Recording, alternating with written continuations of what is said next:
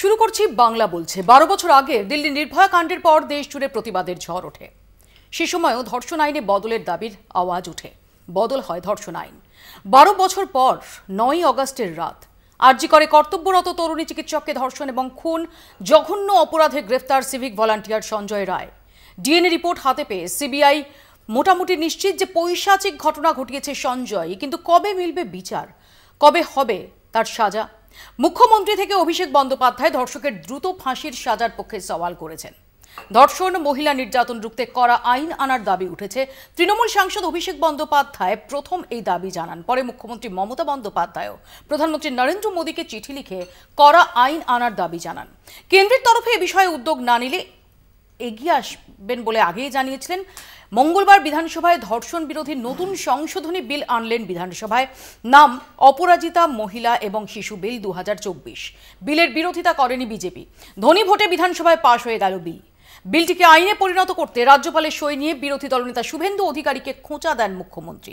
এদিন বিধানসভায় মুখ্যমন্ত্রীর পদত্যাগ দাবি করেন শুভেন্দু অধিকারী।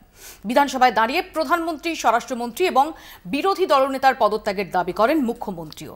আবার এই দিনই লালবাজারে গিয়ে পুলিশ কমিশনারের সঙ্গে দেখা করে তার পদত্যাগ দাবি করে এসেছেন আন্দোলনকারী জুনিয়র ডাক্তাররা। পদত্যাগের তরজার মাঝে নারী সুরক্ষায় বিল, ধর্ষণ, নারী নির্যাতন রুখতে এই বিলে দেশের মধ্যে এগিয়ে বাংলায়। এরপর কি হবে, কতটা গতি আসবে তদন্তে, প্রশ্ন থেকেই যাচ্ছে। এই সব নিয়ে আমরা আলোচনা করব। আমাদের সঙ্গে যারা আজকে উপস্থিত রয়েছেন তাদের সঙ্গে পরিচয় করিয়ে দিই। আমাদের সঙ্গে রয়েছেন তৃণমূল কংগ্রেসের পক্ষ থেকে অরূপ চক্রবর্তী, বিজেপির পক্ষ থেকে রাজুর শিলাহেরি, কংগ্রেসের পক্ষ থেকে কেতন জয়সওয়াল রয়েছেন, বামেদের তরফ থেকে পার্থ প্রতিম বিশ্বাস রয়েছেন, ডক্টর তিতাস পাল। আন্দোলনকারী জুনিয়র ডক্টররা যারা আজ যে 22 জনের প্রতিনিধি দল আজকে লালবাজারে গিয়েছিলেন তার অন্যতম তিতাস পাল, এবং আমাদের সঙ্গে রয়েছেন বিশিষ্ট আইনজীবী অরিন্দম দাস। আমি আলোচনায় আসবো তার আগে একবার চোখ রাখবো প্রতিবেদনে। কাণ্ডে উত্তাল বাংলা, দেশ জুড়ে প্রতিবাদের ঝড়। সব পক্ষের মুখে একটাই কথা, উই ওয়ান্ট জাস্টিস।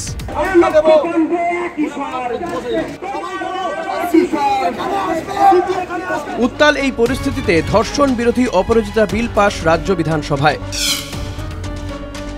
ধর্ষণ বিরোধী এই বিলে মোট 3টি গুরুত্বপূর্ণ অংশ রয়েছে। সর্বোচ্চ শাস্তি, দ্রুত তদন্ত, দ্রুত ন্যায় বিচার। নতুন বিলের তাৎপর্য 3টি।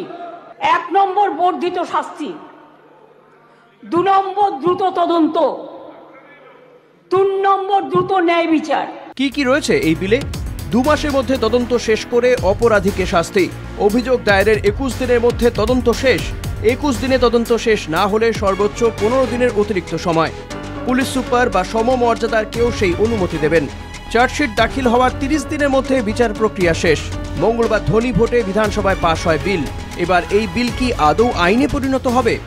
আমরা একটাও ভোটাভুটি চাইব না, আমরা ডিভিশন চাইব না, ফুল সাপোর্ট।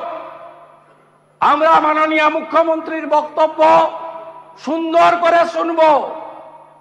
উনি যা মনে আসেন বলবেন, কোনো সমস্যা নেই, কিন্তু আপনাকে গ্যারান্টি দিতে হবে immediate execution of this bill. সংবিধানের নিয়ম মেনে এবার বিল যাবে রাজ্যপালের কাছে। রাজ্যপালকে বিলে সই করতে হবে। বিরোধী দলনেতা কতকগুলো কথা বললেন, রুলসে পরিণত করার দায়িত্ব কার্যকর হবে কি? গভর্নরকে, মাননীয় গভর্নরকে বলুন এটাকে সই করে দিতে বিলটা। তারপরে যদি কার্যকর না হয় তার দায়িত্ব আমাদের, তার দায়িত্ব আমাদের। আরজি করে ধর্ষণ ও খুনের ঘটনার পরই ধর্ষণ বিরোধী বিল এনে দ্রুত এবং দৃষ্টান্তমূলক শাস্তির দাবি তোলে রাজ্যের শাসক দল। মঙ্গলবার এক্স হ্যান্ডেলে পোস্ট করে অভিষেক বন্দ্যোপাধ্যায় লেখেন, দেশে প্রতি 15 মিনিটে ধর্ষণের ঘটনা, দ্রুত ধর্ষণ বিরোধী আইন আনা প্রয়োজনীয়। বাংলা ধর্ষণ বিরোধী বিল এনেছে, কেন্দ্রের সরকারকেও উপযুক্ত পদক্ষেপ করতে হবে। অপরাজিতা বিলের মধ্যেও কিছু সংশোধনের দাবি করেন বিরোধী দলনেতা। কি কি সংশোধনের প্রস্তাব? থানা এফআইআর নিতে অস্বীকার করলে বা বিলম্ব করলে সর্বোচ্চ শাস্তি। ময়না তদন্তে বিলম্ব বা অবহেলা করলে সংশ্লিষ্ট স্বাস্থ্য আধিকারিকের বিরুদ্ধে চূড়ান্ত শাস্তি। তথ্য প্রমাণ লোপাট করলে সংশ্লিষ্ট ব্যক্তি বা আধিকারিকের বিরুদ্ধে চূড়ান্ত শাস্তি। বিধানসভা চলে না, বসুন। আপনি নিয়ম কানুন জানবেন না, চুপ করে বসুন। আপনি আইন জানেন না, আইন না জেনে তর্ক করছেন। নতুন বিএনএসে আপনার কেস ডায়েরি যদি মনে করেন এবং গোপন জবানবন্দি কোনো কপিও দিতে আপনি বাধ্য।